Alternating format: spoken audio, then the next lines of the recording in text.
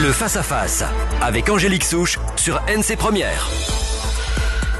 La Calédonie l'attendait depuis 3 longs mois, impatiemment, nerveusement même. Ce président de plein exercice, maillon indispensable au bon fonctionnement de nos institutions. La fumée blanche est donc sortie mercredi, avec elle un nom et un parti, Philippe Germain de Calédonie Ensemble, élu pour moitié avec les voix de son parti et pour moitié avec des voix indépendantistes. Retour à la stabilité tant attendu pour certains, séisme politique pour les autres. En tout cas, la méthode choque dans les deux camps. Quelle place pour la collégialité dans ce gouvernement Germain? Calédonie Ensemble est-il condamné à gouverner avec les indépendantistes jusqu'à 2018? Quelles conséquences pour la sortie de l'accord de Nouméa? Le débat est ouvert sur NC Première avec dans ce contexte exceptionnel un plateau élargi ce midi. Gilles Brial pour l'UCF est avec nous, bonjour. Bonjour. Grégoire Birnu, vous représentez le FPU. Bonjour. Philippe Dinoyer, porte-parole de Calédonie Ensemble. Bonjour. Et Sylvain Pabouty, élu du groupe UCF-LNKS et nationaliste. Bonjour messieurs, merci d'être venus. Les unions et les réactions de ces dernières 48 heures bougent les lignes, au point que l'on ne sait plus tout à fait qui est avec qui.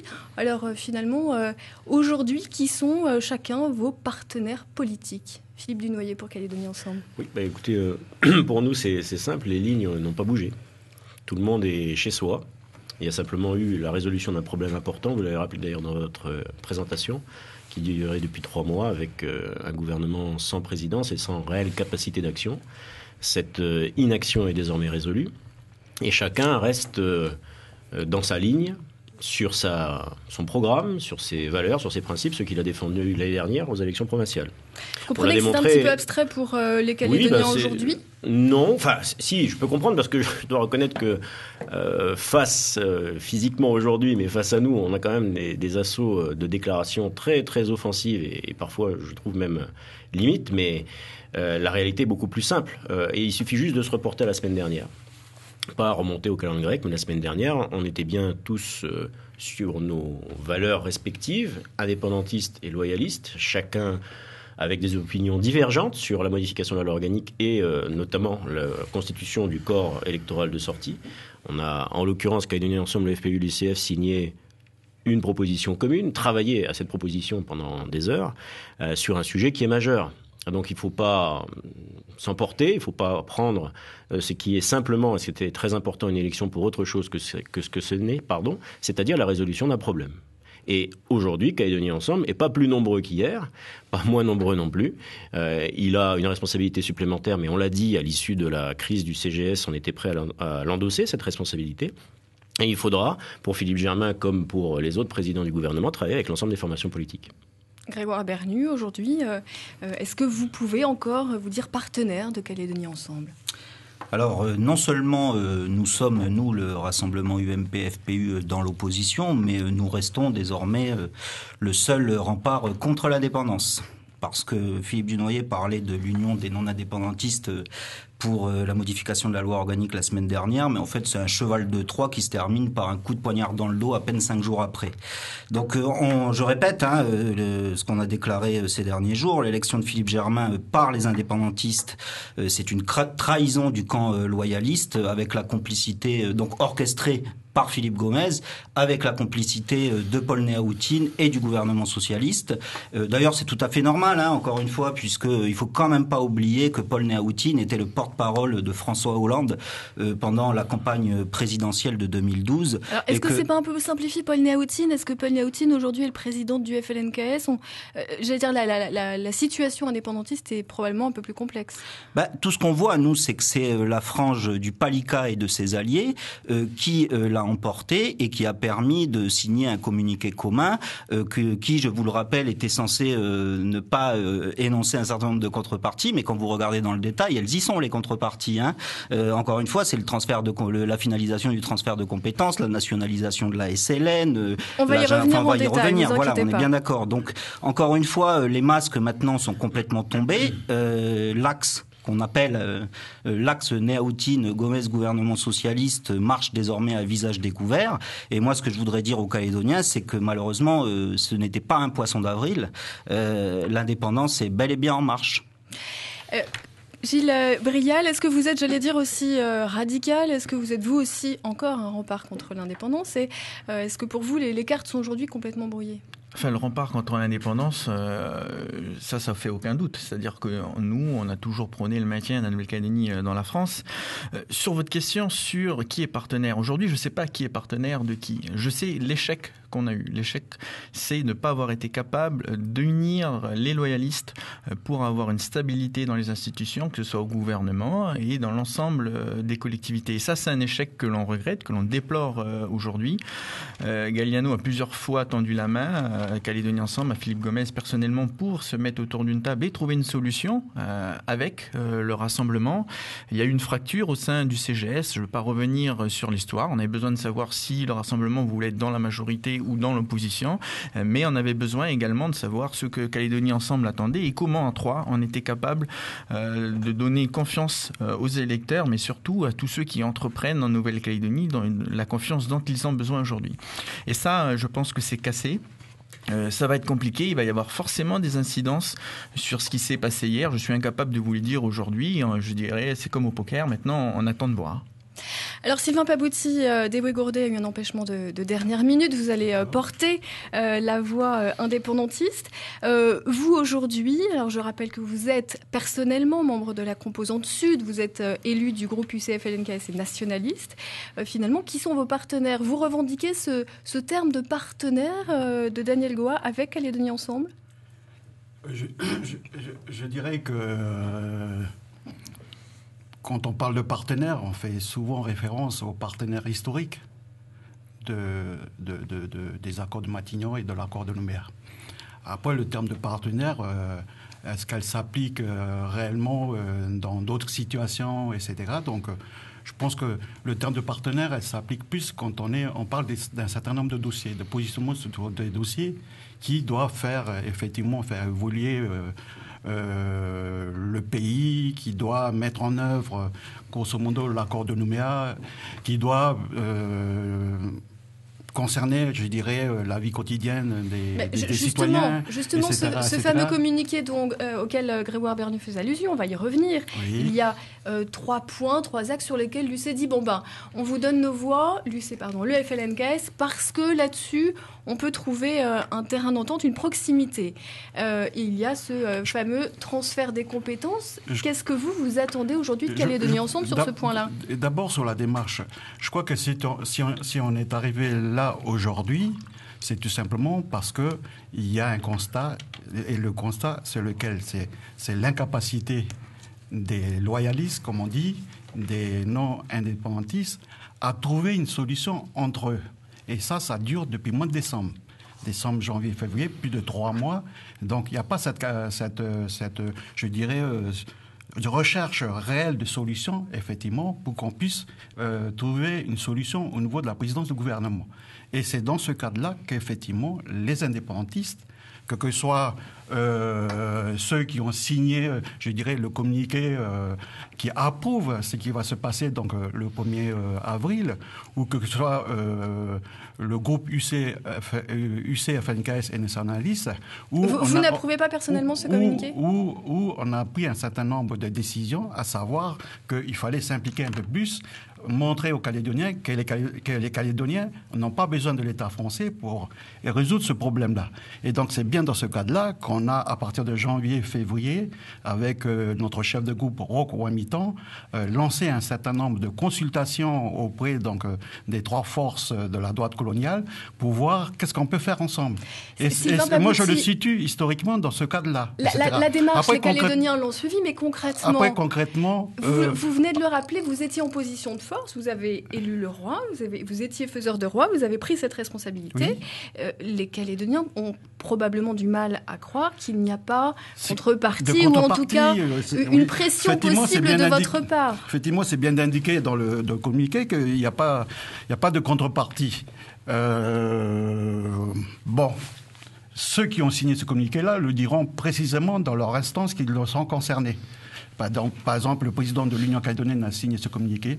Il verra avec ses militants dans une COMEX ou dans un comité directeur pour s'expliquer. En tout cas, moi, quand il s'agit donc de finaliser les transferts qui sont concernés par l'article 27, évidemment, pour un nationaliste, il est tout à fait d'accord. Quand il s'agit donc de préparer le référendum de sortie de l'accord de Nouméa, évidemment qu'il faut qu'on prépare, et je veux dire, c'est pas une découverte pour tout le monde, ça. Quand on parle d'adopter une stratégie minière par rapport à la Nouvelle-Calédonie, évidemment que c'est notre ressource principale, la Nouvelle-Calédonie. Effectivement, il faut qu'on s'entende.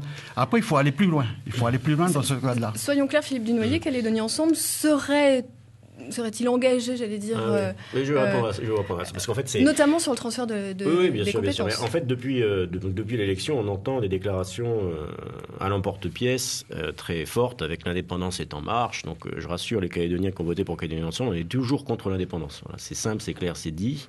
Elle n'est pas plus en marche aujourd'hui qu'elle l'était hier. On est exactement dans les mêmes rapports de force. Ça ne sert à rien d'agiter et de faire des déclarations où j'entends parler de haine, j'entends parler de discorde, j'entends parler... À cause de cette élection, hein. Cette élection aurait mis fin à la phase d'ouverture et de consensus qu'auraient initié donc Jacques Lafleur et Jean-Marie Tjibaou en se serrant la main. Enfin, ce sont des déclarations, il faut faire attention quand même, à pas tout mélanger. Ce qui s'est passé simplement, c'est que juste les responsables des 4 entités du FLNKS, donc sauf à ce que quelqu'un arrive à démontrer que Calédonie Ensemble maîtrise les composantes du FLNKS. Alors évidemment, on peut toujours le dire, mais le dire c'est bien, mais il faut le prouver, parce que répéter un mensonge, ça en fait pas une vérité.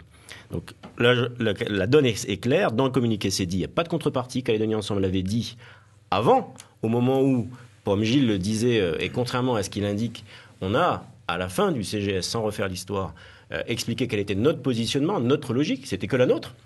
Elle n'a pas eu l'oreille attentive et favorable du FPU et de l'UCF. Non tact. Que l'UCF ait eu une autre position, le FPU, on peut le comprendre. Et nous ne sommes pas arrivés à nous mettre d'accord.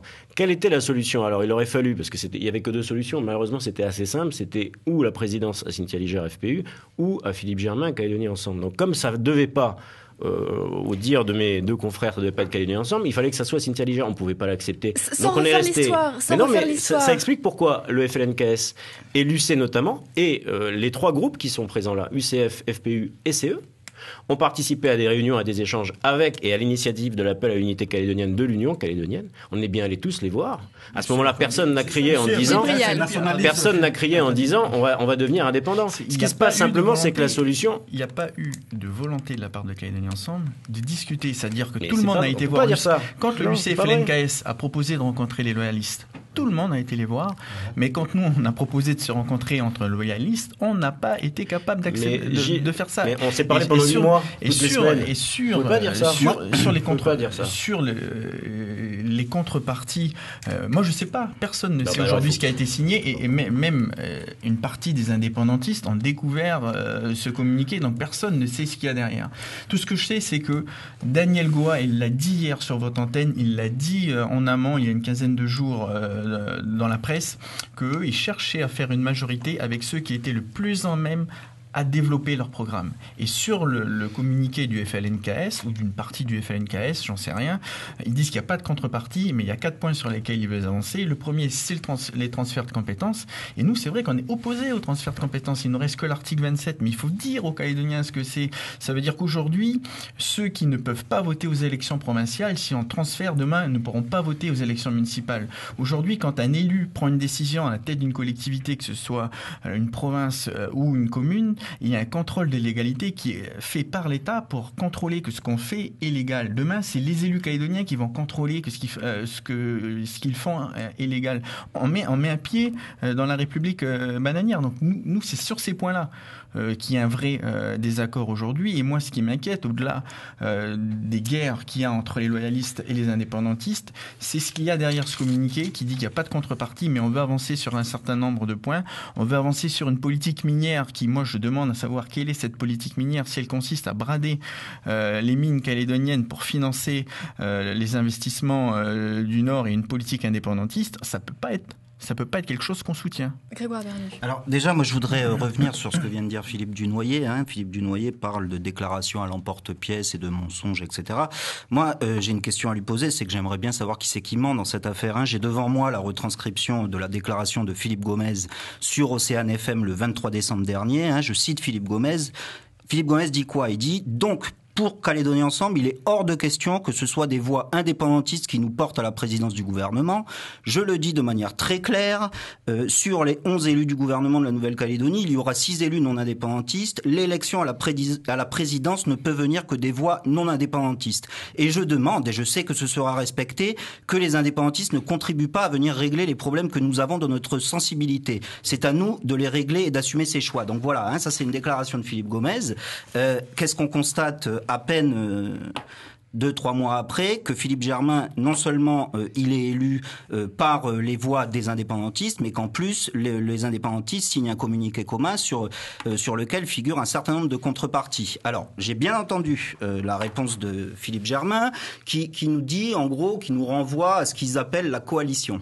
Alors moi, j'aimerais bien dire 2 mots par rapport à ça, parce que nous, au rassemblement UMP-FPU, jusqu'à preuve du contraire, on est le seul parti à rechercher un nouvel accord pour 2018. D'ailleurs, l'arrivée de Nicolas Sarkozy en 2007 nous avait déjà offert cette opportunité en 2010. Et c'est bien la raison pour laquelle qu'on dit que son éventuel retour en 2017 devrait permettre à la Nouvelle-Calédonie de retrouver une perspective dans la France. Donc, en ce qui concerne les points qui sont inscrits sur le communiqué, jamais nous n'avons été aussi loin. Jamais nous n'avons organisé un travail sur le transfert des compétences régaliennes au Haut-Commissariat en réunion. Jamais nous n'avons voulu finaliser les transferts de compétences de l'article 27. Jamais nous n'avons voulu nationaliser la SLN. Philippe Dunoyer, il faut répondre là-dessus très clairement. Lorsque Calédonie Ensemble est élu avec ses voix sur la base de ce communiqué, contrepartie signée ou pas, négociation ou pas, est-ce que vous vous sentez engagé? Non. Je vais vous répondre. Par ces critères, ces critères de lycée. Non, bien sûr que non. Évidemment que non. On est engagé par les engagements qu'on a pris, nous, devant nos électeurs. C'est super simple. C'est exactement ce qu'on dit depuis toujours. Et sur les transferts de compétences qui viennent d'être évoqués par mes 2 collègues, le positionnement qu'ils ont aujourd'hui, puisqu'il y a eu une citation, je vais me permettre de citer le relevé du comité des signataires de 2014. Pas vieux, Angélique, pas vieux. Qu'est-ce qu'il dit ? Il dit, dans la perspective de la préparation de la consultation prévue pour la sortie de l'accord de Nouméa, les membres du comité des signataires ont convenu de poursuivre en Nouvelle-Calédonie le travail de réflexion en s'appuyant sur les thèmes mentionnés au point 5, transfert des compétences régaliennes, transformation de la citoyenneté en nationalité, statut international, dans le respect des convictions de chacun. Pas plus, pas moins, mais pas moins. Sur proposition du Premier ministre, les partenaires se sont accordés sur l'intérêt qu'il y a à mettre en place 3 groupes de travail qui se sont réunis. Et sur l'article 27, depuis 3 ans au comité des signataires, il est prévu exactement la même chose, et c'est nous ce qu'on a dit dans le cadre de la campagne. Il faut prévoir faire une photographie du périmètre de ce que veulent dire ces 3 compétences, pour qu'on sache exactement ce que ça représente comme coût financier, en moyens humains, matériels et juridiques, et en termes de conséquences. Une a été évoquée par Gilles Brial. Participer à ces groupes de travail validés en comité des signataires par l'ensemble des formations politiques, non seulement celles que j'ai citées, mais toutes présentes. Pas vrai, on a émis une réserve. Oui, mais pas en 2012 et en 2013. Ah. Et donc, depuis 3 ans, ces comités des signataires ont bien validé ces travaux-là. Et bien sûr que là-dessus, il y a un schisme entre les indépendantistes et les loyalistes. Les loyalistes, grosso modo, pour faire court, expliquent qu'il faut qu'on sache précisément ce que ça représente pour faire œuvre pédagogique aux élus et qu'on ne fasse pas des transferts de compétences sans savoir ce qu'on est en train de transférer. Et je ne parle même pas des compétences régaliennes, je parle juste des compétences de l'article 27. C'est exactement le travail que d'ailleurs l'État a continué de mettre en place et auquel continue de participer Calédonie Ensemble bien sûr, mais le FPU et l'UCF. Le FPU et l'UCF continuent, mais attendez, laissez-moi finir. Vous siégez, j'y suis moi. J'ai vu vos représentants siéger dans ces groupes de travail sur les 3 compétences prévues à l'article 27, pas pour dire qu'ils sont d'accord, mais nous non plus. Juste parce qu'on a promis au comité des signataires de travailler, et sur la base des travaux de l'État, à définir le périmètre. Pas plus, mais pas moins. Et on ne peut pas entendre dire aujourd'hui que ces 2 partis politiques n'ont jamais voulu s'associer. Ce qu'ils disent, et ça je le comprends, c'est qu'ils sont contre ces transferts. Mais nous, on n'a jamais dit le contraire. On dit qu'il faut préparer. Vous voyez, donc c'est quand même une nuance qui est de taille. On ne peut pas entendre dire que parce que ce serait inscrit dans le communiqué du FLNKS, on serait pour. Nos engagements sur l'article 27, c'est ceux qui conduisent obligatoirement à expliquer ce que ça veut dire, mais pas plus et pas moins. Nous, on s'est désengagé. En tout cas, on est sorti du groupe sur la justice parce qu'on considère qu'il n'y a pas de raison de discuter sur des transferts de compétences régaliennes qu'on ne veut pas, alors qu'au même moment, les indépendantistes essayent de radier des milliers d'électeurs calédoniens. Mais sur est-ce qu'il y a eu une contrepartie ou pas de contrepartie ? Moi, je suis honnête, j'en sais rien, sauf que est-ce que vous pensez que les indépendantistes, l'UC, notamment, qui est divisé sur cette partie-là. On voit bien qu'il y a une partie, ils sont 3 à l'UC, il y a 3 positions différentes hier au gouvernement. Il y en a un qui n'est pas venu, il y en a un qui s'est abstenu et il y en a un qui a voté pour le candidat de Calédonie Ensemble. Ce qu'on peut dire, c'est que c'est loin d'être l'unité. Est-ce que vous pensez qu'un mouvement politique comme l'UC prend le risque d'exploser en vol et de se diviser pour élire un président du gouvernement loyaliste sans qu'il y ait une contrepartie? C'est-à-dire, est-ce que nous, à l'UCF, on accepterait de se diviser pour élire un président indépendantiste sans avoir une contrepartie? Non, mais attendez, on va poser la question à Sylvain Pabouty. L'élection du président du Congrès, c'est un bon exemple. Très clairement, quel est aujourd'hui l'état de l'UC, du groupe UCF-LNKS? Et puis, est-ce que forcément le risque est calculé? Oui, alors pour la précision, je fais partie d'un groupe qui s'appelle ou qui s'intitule Groupe UC FLNKS et nationaliste. Qui comprend donc, aussi la dont vous faites partie et le Parti travailliste. Pas forcément par pédagogie, mais souvent on va on présente un peu les choses d'une manière trop schématique. Mais justement, c'est important. C'est très important. C'est très important ce que vous... Justement. Mais ce que vous dites est très important, Sylvain Pabouty, parce que dans ce groupe-là, il y a finalement les positions les plus divergentes de l'UC ou de la tendance FLNKS. Il y a Daniel Goa, il y a des gens comme vous-même ou comme Louis Cotra-Uregei, il y a Roch Wamitan, il y a toutes ces tendances. Comment allez-vous faire pour aujourd'hui porter une et seule voix au Congrès? Voilà, donc le groupe UC, FLNKS et nationaliste aura sa réunion donc hebdomadaire donc avec l'ensemble des élus qui appartiennent à ce groupe mardi prochain, effectivement, pour faire le point, pour savoir un petit peu comment ça s'est passé, etc., etc. Ensuite, je ne peux pas parler à leur place, mais l'Union calédonienne aura ses instances, il y aura, comme je disais tout à l'heure, son comité directeur, sa COMEX, pour pouvoir savoir un peu plus comment ça s'est passé, les choses, tout simplement. Mais soyons concrets. Non, mais moi, je suis venu pour parler du groupe UC FLNKS. Mais justement, soyons concrets, Sylvain Pabouty. Pour dire tout simplement que on n'est pas, je dirais, lié à ce communiqué de presse. Alors, qui a été pendu le 31 mars. Vous n'êtes pas lié à ce communiqué de tout presse. Simplement parce que ça remet en cause... Non, mais je vais expliquer pourquoi. Parce que ça remet en cause la démarche qu'on l'a fait depuis janvier, février, mars. C'est-à-dire, tout simplement, qu'à partir d'une plateforme minimale, on s'associe, on discute avec le groupe uni, et à partir de là, donc, on va consulter, entre guillemets, les partenaires sous le coup donc, de la droite coloniale, c'est-à-dire qui sont représentés ici par Grégoire Bernu, Philippe Dunoyer et puis Gilles Brial, pour pouvoir trouver une solution. C'est cette démarche-là. Cette démarche-là, elle n'a pas abouti tout simplement parce qu'entre-temps, il y a des initiatives qui ont été prises. Pabouty, quand vous nous dites « nous ne sommes pas liés, nous, groupe du Congrès », le groupe du Congrès n'est pas lié par ce communiqué, donc par cet engagement pour la présidence de Philippe Germain. Là, je pose la question à tout le monde. Qu'est-ce que ça donne au Congrès? Quelle majorité aujourd'hui on peut trouver sur, par exemple, prenons un texte pas polémique du tout, la TGA, la future TGC. Moi, je suis sûr que si on propose la TGA, le groupe FPU la votera. Ah oui, là je vous confirme. Enfin, ça dépend de quelle TGA. Si vous nous proposez une TGA pour enterrer la TVA, c'est non, je vous rassure tout de suite. Mais si vous nous proposez une vraie TVA, avec plaisir, monsieur. C'est un vrai bon exemple parce que là, justement, Grégoire Bernu, quelle est aujourd'hui, vous nous dites, on est dans l'opposition, jusqu'où? C'est-à-dire, est-ce que, très sincèrement, c'est une opposition politique profonde? Est-ce que sur des textes, encore une fois, comme la TGC, on pourrait avoir malgré tout des majorités de circonstances non indépendantistes? Mais d'une manière générale, si ce sont des dossiers comme la TVA qui font avancer la Nouvelle-Calédonie dans le bon sens, on saura bien évidemment prendre nos responsabilités et voter pour. En revanche, c'est d'une manière générale qu'on s'inscrit dans l'opposition, c'est bien ce que je vous ai expliqué tout à l'heure, puisqu'aujourd'hui, non seulement on est dans l'opposition, mais on est le seul rempart contre l'indépendance. Moi, je voudrais revenir aussi sur ce qu'a dit... Vous pouvez rire, monsieur Dunoyer, mais c'est pas à vous que je parle aux Calédoniens, en fait. Parce qu'avec les mensonges de Calédoniens ensemble, maintenant, on est obligé de s'adresser directement aux Calédoniens. J'en ai apporté la preuve tout à l'heure avec les déclarations de Philippe Gomez qui sont complètement contradictoire par rapport à ce qui s'est passé cette semaine. Il y en a d'autres. Il y a les yeux dans les yeux de Madame Lagarde, etc., etc. Donc on va pas passer l'émission à en parler. Moi, ce que je voudrais dire, c'est que par rapport aux réunions au commissariat, Effectivement, sur les réunions sur le transfert de l'article 27, ce sont des groupes de travail technique.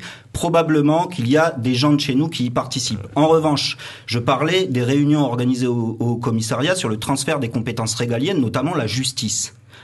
Et ça, comme vous le savez, non seulement on n'y a pas participé, mais on refuse de cautionner ce largage annoncé de la Nouvelle-Calédonie. Alors, juste une précision. Nous, depuis le départ...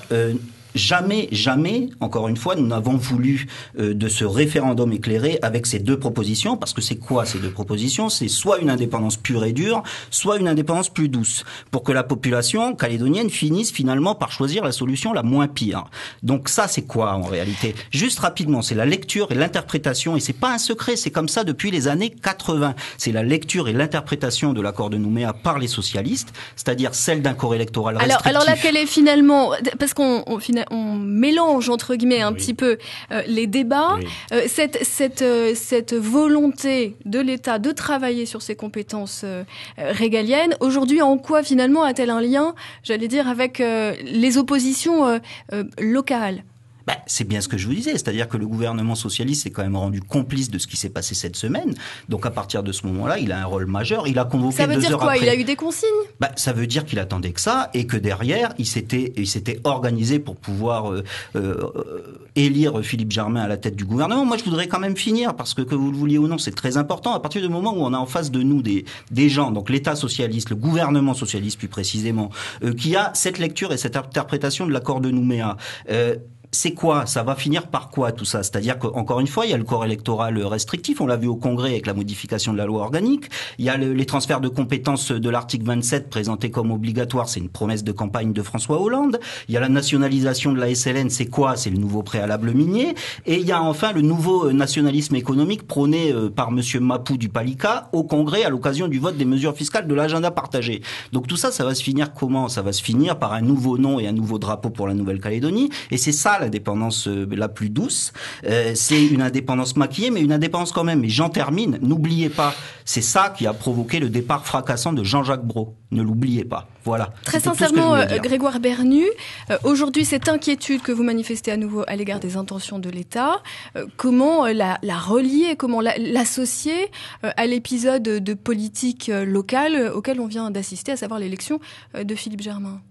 La relier, c'est très simple. Il suffit de voir avec quelle dextérité le gouvernement, l'État, le gouvernement socialiste a convoqué les membres du gouvernement pour procéder à l'élection de Philippe Germain dans la foulée, sans concertation avec les autres groupes politiques. Et il suffit de se référer aux déclarations de Madame Georges Paul-Angevin, la ministre des Outre-mer, qui s'est déclarée très satisfaite que la situation soit résolue en Nouvelle-Calédonie. Donc voilà. Après, si vous voulez d'autres exemples, je peux vous en donner, mais on va y passer l'émission. Aujourd'hui, clairement, il y a un axe entre M. Néaoutine, M. Gomez et le gouvernement socialiste. Ils veulent mettre en œuvre ce qu'ils appellent le référendum éclairé, et c'est ce qui, finalement, est la porte ouverte à l'indépendance, et c'est la raison pour laquelle on vous dit que l'indépendance est en marche, malheureusement, et qu'aujourd'hui, il va falloir justement lutter contre ça, parce que nous restons les seuls remparts contre l'indépendance. Gilles Brial, vous partagez cette analyse globale ? Mais l'État a été clairement partisan hier, c'est-à-dire qu'ils ont dégainé à une vitesse exceptionnelle la convocation du gouvernement dès que le communiqué est sorti. Donc c'est que ils étaient au courant. Ils ont certainement cautionné et ils ont pris le risque de voir une classe politique. On est passé d'une crise institutionnelle à une crise politique majeure avec une classe loyaliste plus éparpillés que jamais, et des indépendantistes qui sont en train également d'exploser, parce que Sylvain Pabouty, quand il vous dit ils se sentent pas engagés, il va y avoir également chez eux des discussions qui sont beaucoup moins, je dirais, publiquement que celles qu'on a entre loyalistes. Ça, il faut le reconnaître aux indépendantistes. Donc ça va être compliqué dans les semaines qui viennent. Après, je lisais un article de Juppé cette nuit qui disait que pour gouverner, il faut faire preuve de mesure. L'indépendance, elle se fera si les Calédoniens la veulent. Donc ça, il faut quand même les rassurer à ce niveau-là. C'est-à-dire que quoi qu'il arrive, c'est les Calédoniens qui décideront. Et moi, aujourd'hui, c'est la seule chose qui me rassure, c'est qu'ils ne se laisseront pas faire, ils n'iront pas dans une voie qu'ils ne veulent pas. Après, on peut essayer de les emmener en douceur, on peut essayer de les traîner, on peut essayer de tout ça. Mais il va falloir que chacun maintenant mette ses cartes sur la table. Il va falloir qu'on réapprenne à se parler, ce qui me paraît très compliqué aujourd'hui. Et l'État est responsable de ça. Le rôle de l'État, en tant que troisième partenaire, c'était de calmer les choses. C'était pas une situation idéale de pas avoir de président du gouvernement. Mais moi, je pense qu'il fallait nous forcer. C'est pire pour vous aujourd'hui.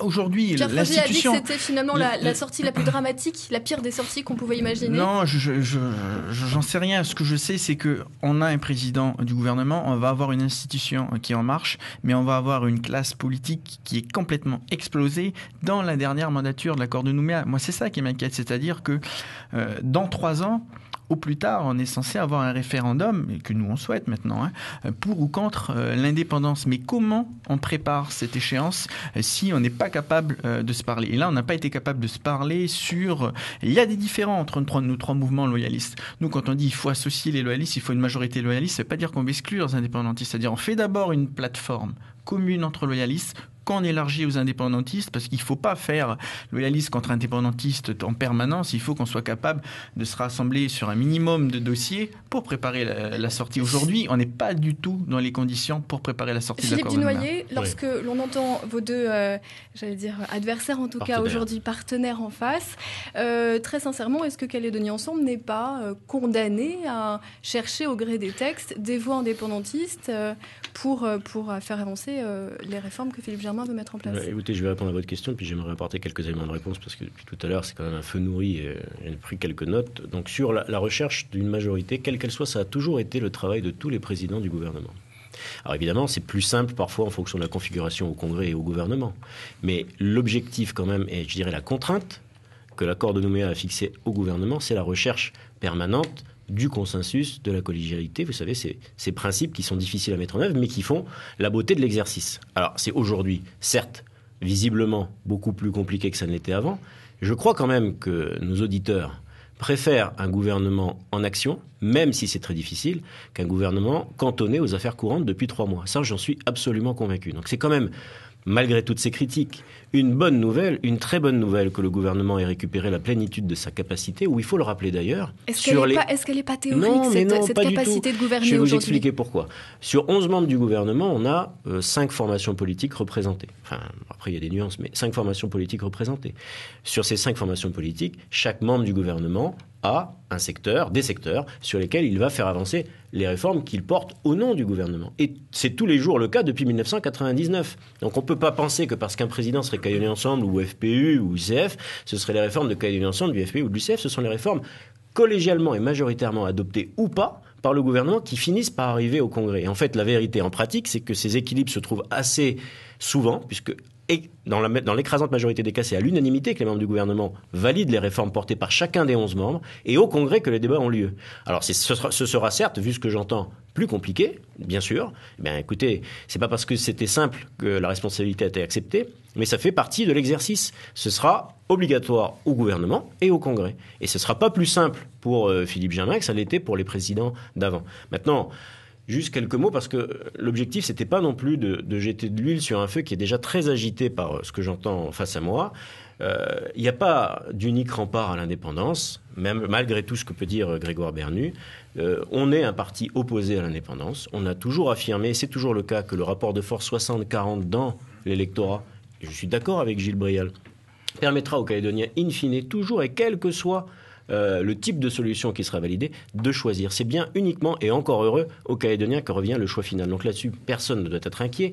Mais moi, j'entends quand même dire, et j'entends des postures assez guerrières, c'est pas le terme d'opposition qui me fait dire ça, mais des postures guerrières, d'entrer en résistance, comme si on était entré dans un monde que d'ailleurs personne n'arrive à définir, puisque Gilles Brial a l'honnêteté de reconnaître qu'il ne voit pas quelle contrepartie, mais il pense que nécessairement il y en a une. Ça a été dit dans le communiqué, on l'a dit nous, personne ne peut apporter la preuve d'eux, mais il y a forcément des contreparties. Mais quand il y aura la preuve, et malheureusement, je vais être obligé de réciter un épisode pas si ancien que ça, où il y a bien eu une contrepartie à l'élection d'Harold Martin à la présidence du gouvernement en 2011, c'était la levée du drapeau, et l'élection de Rocco Mitterrand derrière. Ça, c'était des contreparties. Ça fait partie de l'histoire, j'y reviens pas. Aujourd'hui, il n'y en a pas de contrepartie. Sinon, en face, mes 2 interlocuteurs les auraient avancés. Donc, ce que je veux juste dire maintenant, et pour finir, ce qui est important, je crois, pour les Calédoniens, c'est de savoir que les réformes qu'ils attendent, et qui sont nécessaires, il suffit de regarder juste l'article sur les chiffres de l'emploi, avec la pire création d'emplois depuis ces 10 dernières années, la nécessité de trouver des problématiques aux difficultés qu'on rencontre la jeunesse, la problématique du logement, du développement économique, de la confiance des acteurs économiques, ça c'est le vrai travail du gouvernement. Et aujourd'hui, peut le faire. Donc c'est un message quand même in fine d'espoir. Et même si on a des divergences aujourd'hui, moi je veux croire, vous avez pris l'exemple de la TGA, et il y en aura bien d'autres, que ces projets, ces réformes-là, elles arriveront à dépasser ce qui est aujourd'hui une posture politicienne. Grégoire Bernu, la collégialité sous la présidence de Philippe Germain, vous n'y croyiez pas il y a quelque temps, vous y croyez aujourd'hui ? C'est pas compliqué, pas plus tard que ce matin, Philippe Germain, je crois que ça a fait l'objet d'une conférence de presse, a préféré donner des secteurs aux indépendantistes plutôt qu'aux loyalistes, en l'occurrence Cynthia Lijard, Sonia Backès et Bernard Deladrière, qui réclamaient certains secteurs. Ça leur a été refusé par Philippe Germain, qui a préféré, a priori, donner ces secteurs aux indépendantistes. Quel secteur A priori, celui de la santé, parce que il devait être donné. Enfin, je crois que l'un des 3 membres, soit FPU, soit UCF, a réclamé ce secteur, et qu'en fait le PALICA s'y est opposé en le réclamant lui aussi, et Philippe Germain a préféré donc donner le secteur de la santé au PALICA. Donc ça augure bien de la collégialité, si vous voulez, de la méthode qui est en train de s'instaurer. Pour la transparence de l'information, aucun d'entre nous n'était présent dans ces discussions. Les informations qu'on a, c'est que Bernard Deladrière a souhaité, étant dans l'opposition, ne plus exercer ce portefeuille. Mais je crois juste pour terminer, Gilles, excuse-moi, je crois que ça a été réclamé encore une fois soit par Sonia Backès, soit par Cynthia Lijard, par Sonia Backès. Et que le PALICA a opposé son veto à l'attribution de ce secteur, soit à Sonia Backès, soit à Cynthia Lijard, et que Philippe Germain a finalement donné raison au PALICA pour l'attribuer donc à Valentine Norisuke. Donc voilà, ça augure de ce qui va se passer dans les prochaines semaines. Encore une fois, moi j'entends Monsieur Dunoyer qui fait référence aux 2 drapeaux, mais nous, jusqu'à preuve du contraire, nous sommes le seul parti à vouloir un nouvel accord pour 2018, et nous n'avons jamais été aussi loin que ce qui se passe actuellement. Nous n'avons jamais été aussi loin. Donc il faut arrêter de nous parler du lever des 2 drapeaux, puisque le lever des 2 drapeaux, il permettait justement à la Nouvelle-Calédonie de s'inscrire durablement dans la France par la présence du drapeau français. Donc voilà, maintenant il faut arrêter de nous dire ça. En ce qui concerne maintenant ce qui se passe actuellement, et ce qu'il faut bien noter, ce que les Calédoniens doivent bien comprendre et bien savoir, c'est qu'on assiste à la mainmise du pouvoir politique sur l'économie de la Nouvelle-Calédonie, parce que la concentration de tous les pouvoirs, elle est là, ça y est, elle n'est pas en marche celle-là. Alors c'est l'hégémonie que vous dénonciez déjà depuis quelque temps, cette volonté d'hégémonie calédonienne ensemble, Philippe Dunoyer. Est-ce que c'est une réalité, présidence du Congrès, etc. Est-ce que vous avez d'autres ambitions ? C'est M. Dunoyer le prochain président du Congrès, peut-être, effectivement. Pas forcément à titre personnel, il Philippe Dunoyer. Il ne faut pas rentrer dans ces désinformations-là. J'ai juste rappelé, là encore, je suis désolé, je fais un tout petit peu d'histoire, c'est pas vieux, 1999-2004, présidence de la province sud, du Congrès et du gouvernement entre les mains du RPCR. C'est comme ça. C'était un fait, c'était démocratiquement légitime et justifié. C'est un fait. Sylvain Pabouty, ça vous fait réagir comme référence ? Oui, parce qu'à l'époque, il n'y avait pas de division interne au RPCR. Donc, c'est normal qu'il y avait cette unité de commandement. Et ils avaient la majorité. C'était donc au Congrès. Non, mais attendez, c'est important. Et le RPCR avait la majorité au Congrès. Sur les 54 membres, il y avait la majorité. On n'est pas dans ce cas-là aujourd'hui.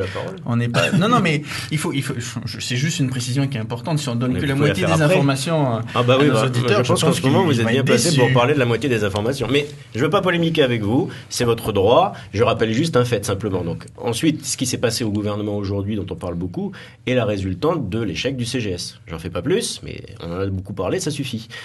Au départ, juste à l'issue des élections provinciales, il faut quand même juste le rappeler pour vos auditeurs qu'Calédonie Ensemble a bien proposé et mis en place des présidences alternatives, enfin différentes entre les 3 institutions, et Calédonie Ensemble avait la province sud, le FPU, le gouvernement, et l'UCF, le Congrès. Là, personne ne parlait d'hégémonie. Si on était hégémonique, ça nous est venu là aujourd'hui, il y a 2 minutes, il y a 5 minutes. Au sortir des élections, et on l'avait dit pendant les élections, on allait rechercher, et on avait trouvé une plateforme, mais qui était une plateforme avec des engagements qui devaient être respectés. Je ne reviens pas sur la fin du CGS. Alors aujourd'hui, il faudrait considérer que la fin du CGS était actée, mais il fallait quand même rester sur la partie où on se partage les postes. Maintenant, ça, c'est pas notre façon de voir les choses. On a été en désaccord, il faut le reconnaître, voilà, on l'admettre. Maintenant, c'est le jeu démocratique. On est dans un système démocratique et pluraliste. Il y a plusieurs partis. On est peut-être, vous allez me dire, responsables, nous, de l'éclatement du RPCR. Quand je vois l'UCF et le FPU, je me demande si on est vraiment les seuls responsables. C'est le fait que les Calédoniens ont choisi maintenant une pluralité d'expression, Ça va poser un problème, on l'a déjà dit, on s'est fait beaucoup critiquer pour ça, mais c'est la réalité en termes de représentation par rapport au système électoral qui est en place, mais ça c'est un autre sujet. Aujourd'hui, il y a une pluralité d'expression, plusieurs partis sont là, ils ont tous voix au chapitre, ils sont tous partenaires et à mon avis tous acteurs de la construction du destin commun, parce qu'on ne construira rien les uns contre les autres ou les uns sans les autres. Grégoire Berniche. Il y a beaucoup d'amertume dans ce que j'entends aussi, mais c'est peut-être que de l'amertume. Non, il n'y a pas d'amertume, parce que nous, finalement, ce qui vient de se passer, ça fait un certain nombre de mois qu'on le dénonce. C'est-à-dire qu'effectivement, le CGS a éclaté, parce que je vous le rappelle, souvenez-vous, nous avons à l'époque refusé de nous soumettre à la politique définie par l'axe Calédonie Ensemble, PALICA, gouvernement socialiste. Ça m'a même valu, moi, à titre personnel, de me faire tout simplement virer de la STCPI par monsieur Dunoyer qui est assis en face de moi. Donc vous voyez bien jusqu'où ça a été. Pour quelle raison ? Oui, non, mais c'est pour cette raison, parce qu'on n'a pas voulu appliquer la politique de l'axe, tout simplement. Donc voilà, c'est ça la fin du CGS. Mais si, c'est vrai. C'est ça la fin du CGS. Donc effectivement, aujourd'hui, on en est là. Moi, simplement, très rapidement, ce que j'aimerais bien, c'est poser une question toute simple aux électeurs de Calédonie Ensemble. C'est ont-ils voté Calédonie Ensemble pour ce résultat ? Ont-ils voté Calédonie Ensemble pour aider le PALICA et ses alliés à accéder à l'indépendance ? C'est ça la question toute simple que j'aimerais bien poser aux électeurs de Calédonie Ensemble. Sylvain Pabouty, vous assistez là finalement à un débat entre partis non indépendantistes. Quelle est aujourd'hui, j'allais dire, la stratégie des indépendantistes au Congrès et au-delà ? Est-ce qu'il y a, j'allais dire, matière à faire avancer ? Quelles sont vos priorités très, très concrètement ? Je pense que notre principal souci, c'est effectivement, ça a été dit à plusieurs reprises par mes collègues élus dans des conférences de presse ou ailleurs, c'est tout simplement faire appliquer l'accord de Nouméa à la lettre et à l'esprit. Faire en sorte Pierre Frogier a dit que finalement, je caricature un petit peu, mais que la poignée de main n'avait aujourd'hui là plus qu'il fallait l'oublier. L'esprit de l'accord de Nouméa n'était plus là. Ça, c'est la position de Pierre Frogier. Donc, je pense qu'il a fait une analyse et puis voilà. Vous la partagez ou pas ? C'est son droit. Donc, moi, je dis tout simplement, notre principal souci, c'est que on est à 3 ans donc du référendum. Donc, préparons ce référendum qui va être posé donc aux citoyens calédoniens donc en 2018. Ensuite, si malheureusement donc on n'a pas pu accéder à la pleine souveraineté, donc il y aura d'autres référendums et puis il y aura la sortie de l'accord de Nouméa donc en 2022. Donc, préparons cette sortie-là, c'est-à-dire faisons en sorte que ce pays puisse évidemment, dans les conditions actuelles aujourd'hui, dans les conditions de la mondialisation, puisse faire et je dirais entre guillemets être capable de vivre et de se produire dans ce monde d'aujourd'hui. Voilà, tout simplement. Ça, c'est notre principal souci. Il nous reste vraiment quelques minutes et pour poursuivre là-dessus, la dernière question que je vous pose à tous, c'est finalement, est-ce que vous êtes capable, vous, élus aujourd'hui, en 2015, de travailler au quotidien, de construire ce pays jusqu'en 2018 et en même temps de préparer cette sortie de l'accord de Nouméa ? Est-ce que les deux objectifs sont aujourd'hui clairement possibles sans qu'on soit systématiquement bloqué sous prétexte de préparer la sortie de l'accord de Nouméa ? Mais on n'a pas le choix. C'est-à-dire que les Calédoniens nous ont élus pour préparer la sortie, mais également pour améliorer leur quotidien. On n'a pas le choix, mais pour que ça se fasse bien, il faut que ça soit dans des conditions sereines, calmes. Ça ne va pas être le cas dans les semaines qui viennent. Ça se calmera de toute façon. Il faut leur dire aux Calédoniens à un moment, ça va se calmer. Mais on doit améliorer. Il y a des conditions de vie qui sont améliorées. Il y a l'éducation sur laquelle on doit encore travailler en Nouvelle-Calédonie au niveau économique. On a besoin de relancer l'économie calédonienne.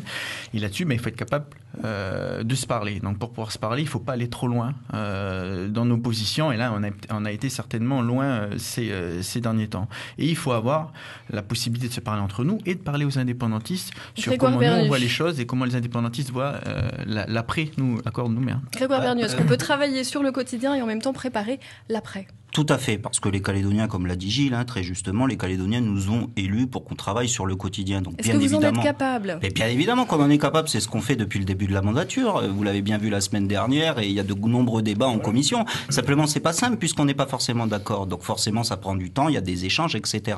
En revanche, donc que les Calédoniens se rassurent en ce qui nous concerne, bien évidemment qu'on va continuer à travailler jusqu'en 2018, mais également, nous, on a été élus par les Calédoniens qui ont bien voulu voter pour nous, pour défendre le maintien de la Nouvelle-Calédonie dans la France. Donc c'est bien ce qu'on va faire jusqu'en 2017, parce que aujourd'hui, avec ce qui s'est passé au départemental le week-end dernier, on a quand même un élément d'espoir. Je voulais en terminer par une note positive pour rassurer les Calédoniens, c'est que l'éventuel retour de Nicolas Sarkozy en 2017, il devrait justement permettre à la Nouvelle-Calédonie de retrouver une perspective dans la France. Donc voilà, nous, on va s'attacher à faire en sorte de travailler le quotidien, mais en restant le rempart contre l'indépendance. Merci Grégoire Bernu. Monsieur Dunoyer.